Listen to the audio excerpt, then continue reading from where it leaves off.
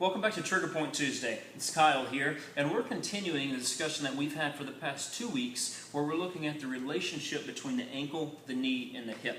And not only the joints, but more so the muscle, the fascia, so the myofascia that's associated with those joints. So remember last week we went after the soleus. We talked about some scrubbing there. Again, reintroducing tissue mobility, which we talk about all the time. We addressed the peroneals coming up into this area. Then we also went after that fibular head, and I reminded you that the fibular head has to be sure and move.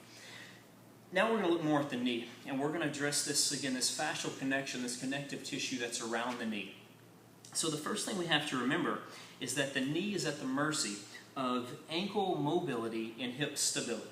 So whenever we walk, whenever we run, or whenever we go up and down stairs, the knee has to go forward. So, ideally, if we were going to measure this, we're looking for 15 to 20 degrees of what we'd call ankle dorsiflexion.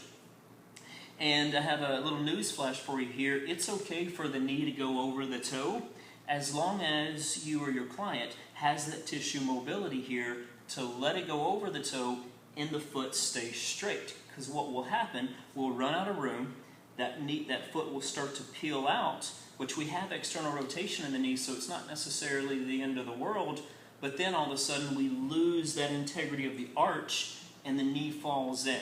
Whenever that knee falls in, then we start to really create some unwanted forces onto the knee, and we start to jeopardize the health of the knee.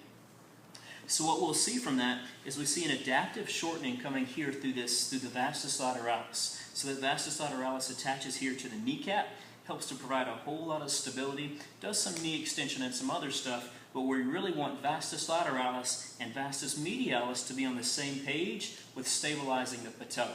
So what we're going to do is we're going to take the quad baller and we're going to go after these tissues right here around that outside part of the patella.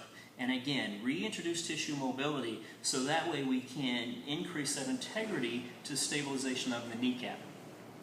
If you've ever worked with anybody that's had a patella dislocation, you know that most of the time it's a lateral patella dislocation. And again, all of this right here is just pulling that out. So we'll start to see it displace laterally, or we'll see a lateral tilting, and that will start to rub on that, we have that little condylar groove where this is supposed to move. If that's tilted out of ideal alignment, we'll start to get wear and tear on the outside part, and that can lead to some issues as well. In addition, we're going to go right here for this patella ligament that's right above the kneecap. So if we take and look at your kneecap with your knee extended and relaxed, you can see that the kneecap goes side to side. It shouldn't hang up, and it should be mobile to each side. If we go right above that and all around and press, the tissue should be nice and elastic. It shouldn't be fibrous, it shouldn't be rigid, and it shouldn't hurt. Most of the time, people get quite a bit of tenderness there. All right, so here's what we're going to do. We're going to start by placing the quad baller right above the kneecap. So we're going to set it right in here. We're going to come into a prone position, and I want you to hold yourself up so you can maintain integrity there of the low back. Now from here, with that foot relaxed, we're going to start off with 4 cross frictions. So 1, 2, 3, 4, and again I'm right above the kneecap. Now I want you to plant the toe, and here we're going to do that scrubbing motion we've introduced. So it's like a circular motion, again right above the kneecap. There's 3 and 4. Now 4 times to the other direction. 1, 2, 3, 4. Perfect. Now from here we're going through 4 knee bends up to 90 degrees. There's 1. Notice a little bit of tenderness here. There's 2. There's 3. Be sure you're breathing. 1 more and 4. Perfect. Now we're going to do another pass where we internally rotate the leg. But again, we're staying right above the kneecap. We're just now on that lateral portion of the leg. Repeat that same programming. So cross friction for 1. It's pretty tender out here. 2, 3, and 4. Good. Now you're going to set the toe down. Circular motions. 1, 2, and these are small circular motions. 3 and 4. Now the other direction. 1, 2, 3, 4. Good. Now we're going to relax the foot. 4 knee bends. Be sure you're breathing. It'll get pretty tender on this. Out nice and slow. There's 1, 2, 3.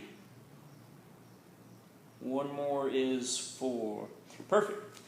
So feel free to do 2 2 passes on each area for that if you feel like it's necessary. So you can go 2 times right here, you can go 2 times right out here. And what you can start to see, notice how it's nice and red. So I'm getting that flush, that blood's rushing there to the area. Break up any kind of adhesions that we have. Now it's going to come there and fix it. So keep in mind, anytime you have knee problems, first thing you have to do is go after the ankle. Ankle has to work the right way. Once you address that, then you can come up here and start to reestablish that mobility in this connective tissue. And then next week, we'll get right up here to the hip. We'll show you a few things you can do there.